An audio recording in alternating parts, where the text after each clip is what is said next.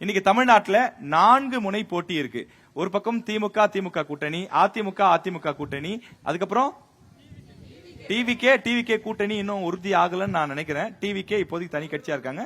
சில கட்சிகள் சேருவாங்க எதிர்பார்க்கப்படுறாங்க. சரி, ஓகே. 3 முனை போட்டி. 4வது முனை போட்டி யாரு? சீமான். ஓகே, நம்ம இந்த ஆர்டர்ல சொல்ல 4 பேர் இருக்காங்க, 4 கட்சிகள் இருக்காங்க, 4 முனை போட்டி இருக்கு. சரிங்களா?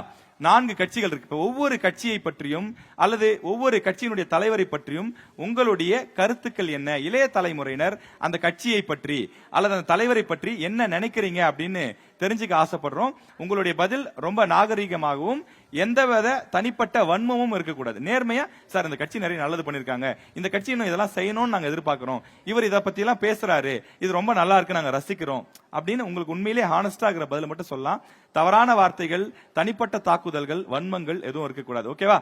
சோ ஃபர்ஸ்ட் இதுல நான் யாரை எடுத்துக்கிறேன் அப்படின்னா, புதிதாக அரசியலுக்கு வந்திருக்கக்கூடிய திரு விஜய், தமிழக வெற்றி கழகத்தினுடைய தலைவர் விஜய், அவருடைய அரசியல் வருகை பத்தி நீங்க என்ன நினைக்கிறீங்க?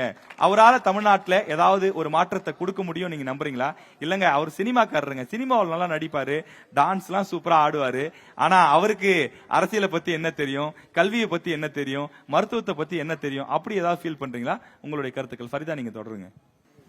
என்னோட பாயிண்ட் ஆஃப் வியூ என்னன்னா, யார் வந்தாலுமே டிவிகே டிஎம்கே அப்படின்னு இல்லை, யார் வந்தாலுமே ரொம்ப வருஷமாக போயிட்டு இருக்க ஒரு பிரச்சனை நீட் எக்ஸாம். அதை ரத்து பண்ணுவோம் எல்லாருமே ஒரு வாக்குறுதியாக கொடுக்குறாங்க. ஆனால் யாரும் அதை ஃபுல் ஃப்ளெட்ஜாக அதை இது பண்ணுறதில்ல, ரத்து பண்ணுறதில்ல. அதனால எவ்வளோ உயிர் போயிட்டுருக்கு. இது நீதிமன்றத்தில் வழக்கு இருக்குமா? நீங்கள் இப்போ அவங்க ராஜேஷ் கேட்டார் இல்லையா, அந்த கொஸ்டின் உங்களுக்கு புரிஞ்சது இல்லையா? அவரோட அரசியல் வருகை பத்தி, விஜயோட அரசியல் வருகை பத்தி நீங்க என்ன நினைக்கிறீங்க? மக்களுக்கு நிறைய நல்லது செய்வாருன்னு எதிர்பார்க்கிறோம். எப்படி நம்புறீங்க? எதனால நம்புறீங்க? எதை வச்சு நம்புறீங்க? நம்மள எதிர்பார்க்கிறோம். எதிர்பார்ப்பு. விஜய் வராருன்னா அவர் நம்ம நல்லது பண்ணணும்னு வராரு. நம்ம அவர் மைண்ட் செட் நம்மளுக்கு தெரியாது. நம்ம வாய்ப்பு கொடுத்தாதான் தெரியும். ஒருவர்களும் வாய்ப்பு கொடுத்தாதான் அவங்க என்ன நல்ல விஷயம் பண்றாங்கன்னு தெரியும். இப்ப இருக்கிறது என்னன்னா, யாருக்கும் சட்டம் சரியில்லை, பாலியல் வன்கொடுமை அதிகமாக, அதை ஒண்ணு மாத்தணும். சொல்றத செய்ய மாட்டேன். கேள்வி என்ன அப்படிங்கிறது, அவருடைய அரசியல் வருகை எப்படி பாக்குறீங்க? ஒரு நல்ல விதமா தான் பாக்குறோம். வந்தா நல்லது செய்வாரு, மக்களுக்கு நல்லது செய்வாரு, வந்தா நல்லது செய்வார் நினைக்கிறீங்க? Fine, okay. நெக்ஸ்ட். என்ன பொறுத்த வரைக்கும் ஆட்சி மாற்றம் தேவை. இப்ப நம்ம திமுக ஆட்சி, டிஎம்கே ஏடிஎம்கே இவங்கெல்லாம் ஆட்சி பண்ணதை நம்ம பார்த்திருக்கோம். அவர் ஆட்சி பண்ணதை நம்ம பார்த்தது கிடையாது. சோ அவர் எப்படி ஆட்சி பண்ணுவாருன்றது அவருக்கு ஒரு சான்ஸ் கொடுத்தாதான் நம்மளுக்கு தெரியும். சோ இப்ப அவரு கொஞ்சம் எங்கா இருக்கிறதுனால மேபி யங்ஸ்டர்ஸோட சிச்சுவேஷனை புரிஞ்சுக்கிட்டு அவர் நடப்பாரு அப்படின்றது. அவர் மட்டும் தான் எங்க இருக்காரா என்ன தமிழ்நாட்டுல? அப்படி சொல்ல வரல சார்.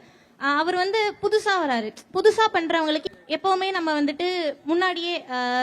நான் இப்ப இப்படி ஒரு கேள்வி கேட்கிறேன், அது ஒண்ணும் இல்ல. இப்ப புதுசா வரவங்களுக்கு அனுபவமே இருக்காது, அவருக்கு என்ன தெரியும்? இப்ப ஆல்ரெடி இருக்கக்கூடிய கட்சிகள் நல்ல அனுபவம் இருக்கும், கல்வியில என்ன தேவை இருக்கு, மருத்துவத்துல என்ன தேவை இருக்குன்னு ஒரு அனுபவம் இருக்கும். அப்ப அப்படி அவங்க வரும்போதும் அவங்களும் புது கட்சி தானே சார்.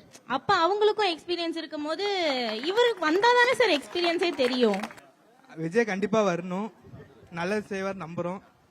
நல்லதுன்றீங்களா? என்னது நல்லதுன்னா, இப்ப பெண்களுக்கு நிறைய பாதுகாப்பு தருவார் நம்புறோம். ஓகே, ஒண்ணு.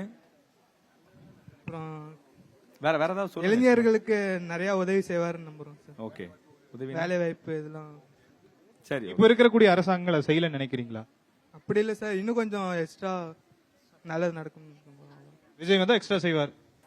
விஜய் அவர்களுடைய அரசியல் வருகை பற்றி உங்களுடைய கருத்து என்ன? ஃபர்ஸ்ட் ஆஃப் ஆல் நான் அதை அப்ரோச் தான் பண்றேன். ஏன்னா புதுசா வரும்போது நம்ம யாரா இருந்தாலும் அதை வருகைப்படுத்தணும்ல. ஆனா யங்ஸ்டர்ஸா இருக்கும்போது அதை சூப்பரா அப்ரோச் பண்றாங்க, வர வைக்கிறாங்க, அதுக்கான எல்லா ப்ராசஸும் நடக்குது. ஆனா அப்பா அம்மா அந்த மாதிரி தாத்தா பாட்டிங்கிற சைட்ல பாத்தீங்கன்னா டிஸ்அட்வான்டேஜஸ் தான் அதிகமா இருக்குது. ஏன்னா அவர் அந்த அளவுக்கு எஃபர்ட் எடுக்கல. ஃபர்ஸ்ட் கேட்கிற கேள்வி, அவர் மீடியால ஃபர்ஸ்ட் பேசுறாரா அப்படிங்கிற. அவர் செய்வார், எங்களுக்கு எல்லாமே தெரியும். ஆனா அவர் புதுசா வந்திருக்கிறார். செய்வாரு தெரியும். எப்படி எதை வச்சு சொல்றீங்க? நம்பிக்கை தான். யாருமே சொல்லிட்டு வரதில்ல, வந்துட்டு செய்யறாங்க. நினைச்சேன் அவர் செய்வாருன்னு நம்புறோம். ஏன்னா இதுக்கு முன்னாடி கட்சிக்கு வரதுக்கு முன்னாடி செஞ்சுட்டு தான் இருந்தாரு. சோ இதுக்கப்புறமும் செய்வாருன்னு நாங்க நம்புறோம்.